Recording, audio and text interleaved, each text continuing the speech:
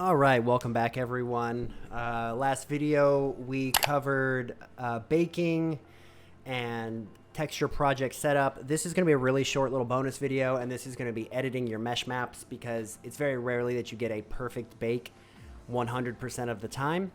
So we're going to talk about how to edit those maps so it edits on your creature. That way you don't have to try to get the perfect bake and spend a lot of time. Sometimes it's super easy just to make those edits in Photoshop or a software similar to Photoshop. So this is what we have right here. We have a couple issues that I just want to make sure that we fix up, like the back of the throat here. We can try to fix up this if we want, but the big issue that I want to just target here, it's small, but here is this little bit on the inside of the wings where we're getting some projection problems. So the first thing that I want to do here is go into Photoshop. I've already loaded the normal.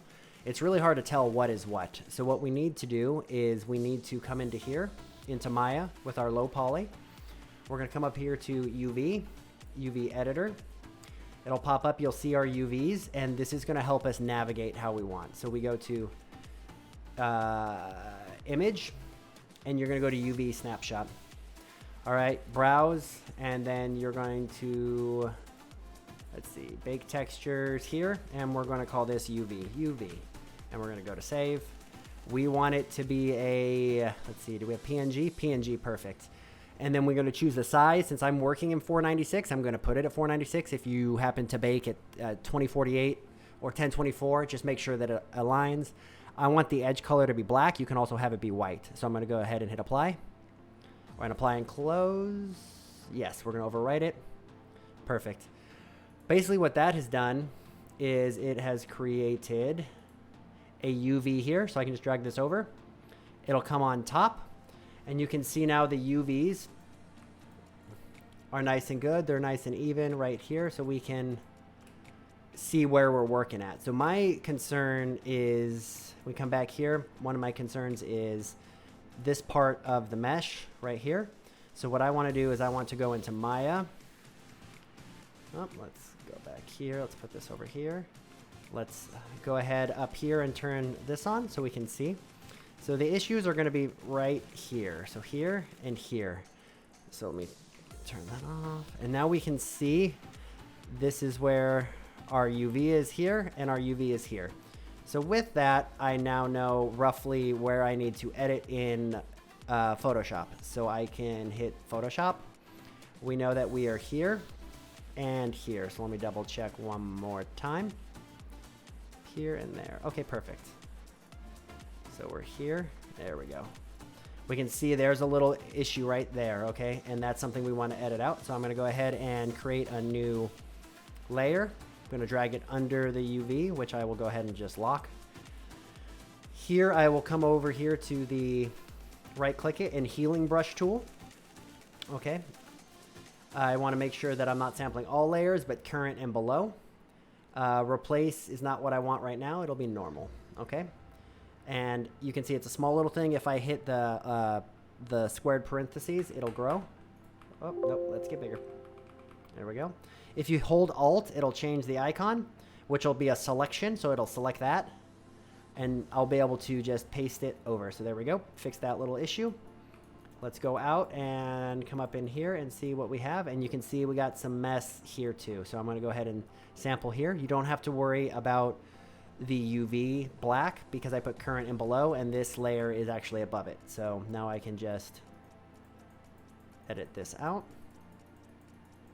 There we go, and that makes life easy. Now, before I'm done saving this, I just want to make sure that I hit turn the UV off.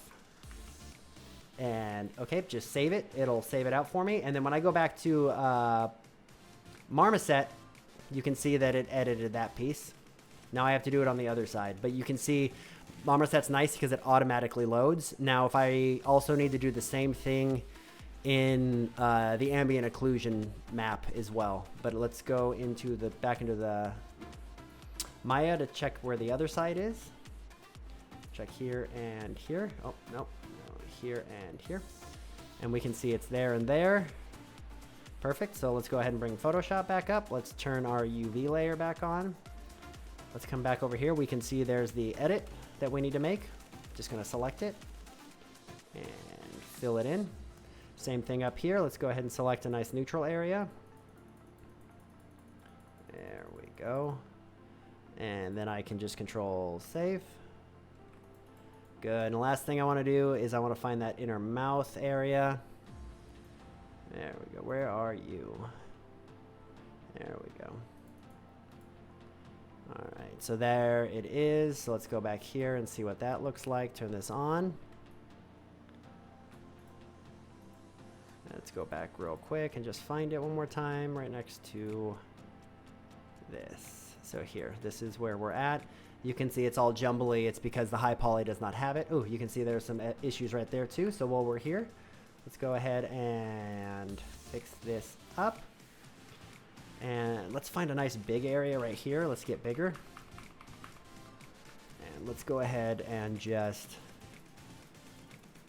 blend it all just so it's nice and easy and we don't have to worry about it. Control save. Let's go back here and see how we look. It'll hide it a little bit and we still need that area. Let's control, nope, there.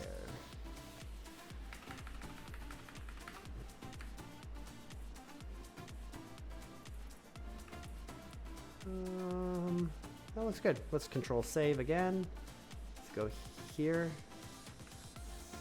All right, cool. So the next thing I want to do is those same areas, but in the ambient occlusion map.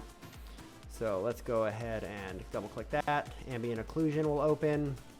Let's come in here. Let's drop this again. I'm going to go ahead and lock it. I'm going to go ahead and create another layer, drag it below the UV. And let's go look at these areas and fix them up, shall we? So here. There we go. Let's get a little bigger here and edit up this stuff. Perfect. Let's click this and let's get really big. Let's override this because it's ugly. Let's see. Where were we last time where we had some issues? There we go.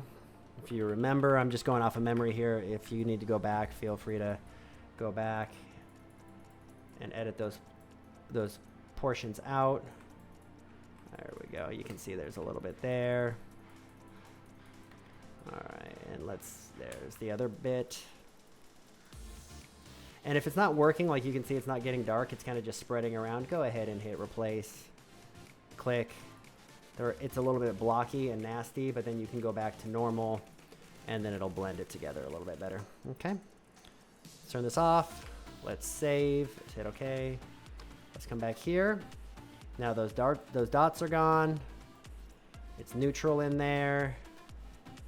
We can see that we have no more weirdness here. So that's just a quick video, and this goes for everything. This goes for ID maps, any issues that you may have regarding baking errors. You can always just open it up in Photoshop and prep that way. Now the only thing I want to do prior to getting ready to texture is I want to bring in the proper mesh. So if I come back here, I'm going to go to base tutorial. Let's go to bake. Let's go to scale low, drag scale low in, and now you can see it is in the proper position. So if I take this material and drag it over, everything will go. You can see that it's on both. It has both the nails. It's facing the right way. The scale's proper. So this is just going to make life a little easier for us. I'm going to go over to this bake project, close it down. And now that this creature, as you can see, doesn't have any of the issues because we edit it. Now when we start texturing in the next video, it will go onto this proper creature. And in the future, we will make we'll bring in the posed creature once we're done texturing, and we'll be able to just assign the material and do the final critiques. But thank you for watching this video on mesh map editing. The next video will actually start texturing the back creature. So thank you so much for stopping by.